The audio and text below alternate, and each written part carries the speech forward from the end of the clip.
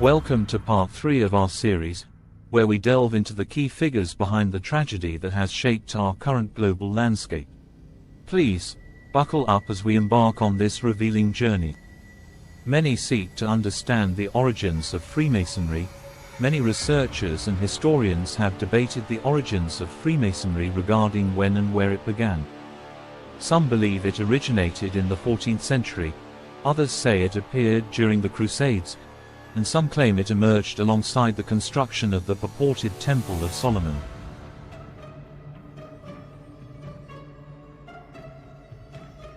There are claims that Freemasonry existed before Noah's flood, and some trace its history back to the time of Prophet Abraham, as mentioned in The Freemasons, an illustrated book of an ancient brotherhood by Michael Johnston.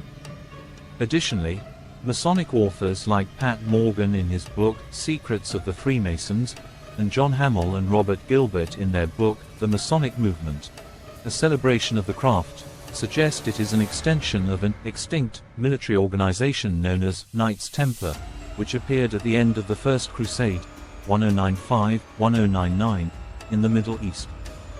Freemasonry has also been linked to even older origins, such as the ancient Egyptians and the pyramid builders. However, the most prevailing theory, based on revisiting historical timelines and the progression of its development, suggests that Freemasonry originated about 7 to 9 years after the ascension of Christ, crucifixion in Christianity. It was initially called the Invisible Power, which was later revived under the name of Freemasonry or Free Builders. At that time, its purpose was to combat the followers of Christ and to thwart their new mission. I lean towards the idea that the society was established in the 9th year AD. The primary goal of its inception was conspiracy and the elimination of Christ's followers, ensuring their message did not spread and was nipped in the bud. They explicitly vowed to combat all previous and subsequent religions except Judaism, planning from day one to establish a global Jewish kingdom. They believed that the successive religions were tools that would ultimately destroy the dream of this global Jewish state.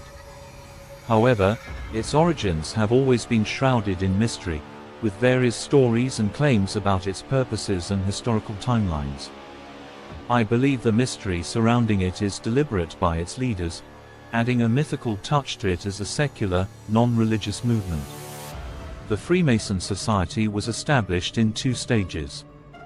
The first stage, or formation and planning stage, was initiated by King Herod Agrippa, a Roman king. As previously mentioned, the first stage of its inception was either in the 7th or 9th year AD and served as the initial core for the Masonic entity. The second stage of Freemasonry was in the 18th century, around the year 1770, through Adam Weishaupt. Weishaupt denied the existence of Christianity and disavowed all other religions, attracting many to Freemasonry by exploiting his intense hatred for the Catholic churches. He laid out a modern plan for Freemasonry, established the first Masonic lodge during this period, the Illuminati Lodge, named after Lucifer, the bearer of light. Undoubtedly, this lodge was not the first to form the core of Masonic lodges that spread across all of Europe.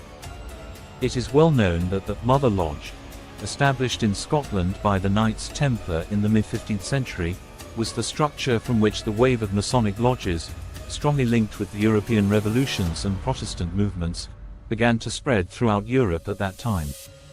At that time, it was named the Invisible Power, and the 9 members were King Herod II, President of the Invisible Power Society; Hiram Abiff, the first founder of the society and vice president, and one of King Herod II's advisors; Moab Levi, who held the rank of first keeper of secrets; Johanan, who held the rank of second keeper of secrets; Antipas, who was a member and observer; Jacob Abdon, who was a member and first assistant; Solomon Aberon, who was a member and second assistant; Job Adoniram, who was a member and sponsor; Arbia Levi, who was a member and session usher.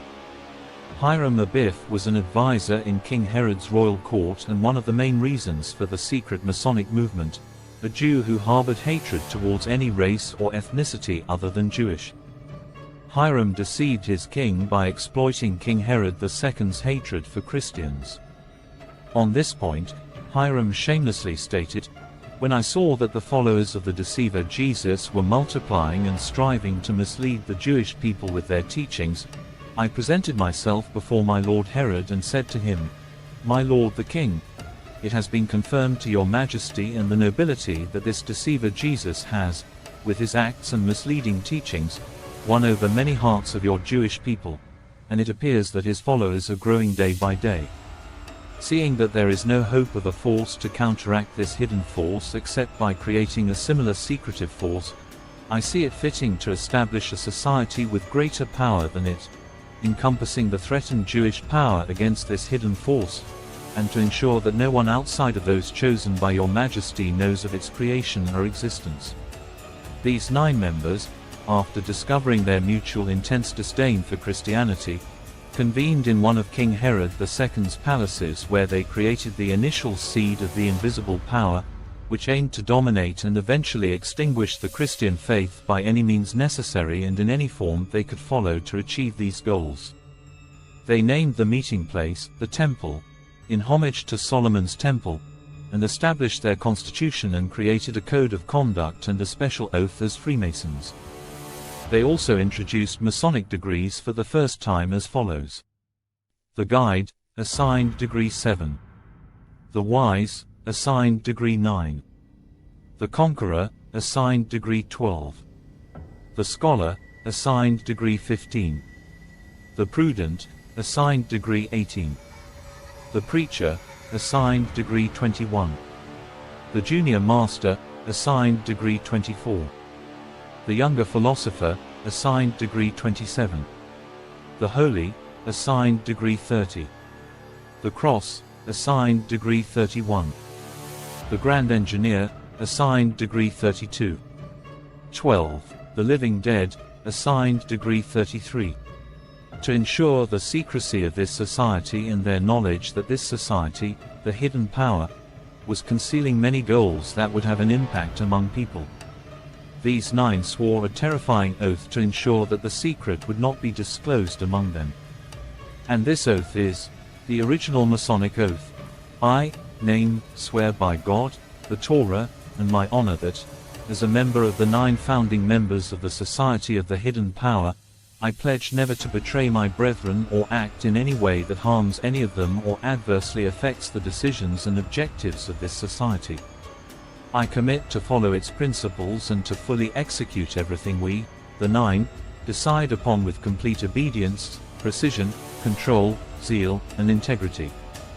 I pledge to strive in increasing its membership, to oppose everyone who follows the teachings of the deceiver Jesus, to fight his followers to the death, and I vow never to disclose any secret among us 9 to anyone outside or even to future members, except those chosen to succeed us in leading the society. Should I betray this oath and my treachery is proven, my peers are justified to kill me by any means necessary, and to this, I swear."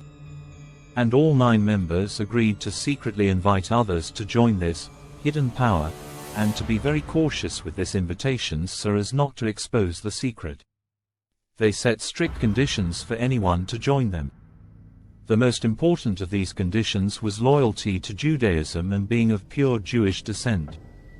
To ensure this utmost secrecy, the 9 members also established another oath, no less terrifying than the Oath of the 9, which is the new members' oath for Masonry upon joining the hidden power. I, name, swear by God, the Torah, and my honor that having accepted and entered the society of the hidden power, and become a member thereof, I will not betray my brothers within it, harm them, or the principles or decisions of the society. I swear to follow its principles and to implement all that its members decree, and to execute everything I am ordered by my leaders with complete precision, obedience, discipline, zeal, and integrity. I will strive to recruit new members and will not disclose any secrets of the society. If I betray this oath and my treachery is proven, let my neck be cut or death befall me by any means. 1 year after this meeting, King Herod II felt the throes of death when he was struck with a disease that affected his eye nerves, causing him blindness and then spreading to the rest of his body. It became necessary for him to transfer all his secrets related to the hidden power to those most worthy of his trust, so he passed the stewardship of this secret group to his son, whose name was Agrippa. However, his son did not last long, and the Masonic emirate passed to Hiram Abiad, who was also the first to establish this lodge. He ordered the execution of all Christians and left Jerusalem to personally take control of the armies and forces that committed extensive murder and ambushes against every Christian in the world. Until Hiram Abiad himself was found killed under a tree, with much of his body eaten by wild animals and predatory birds. It is noted that Hiram Abiad had passed all his secrets to his nephew's son, Tubal-Cain, before he died, thus making him the rightful leader of the Masonic Lodge after his uncle, by the consensus of the members. The narrative continues to unfold, becoming increasingly mysterious and complex. We will endeavor to decipher this puzzle for you, step by step. Stay tuned for part 4. Please subscribe to support our ongoing efforts.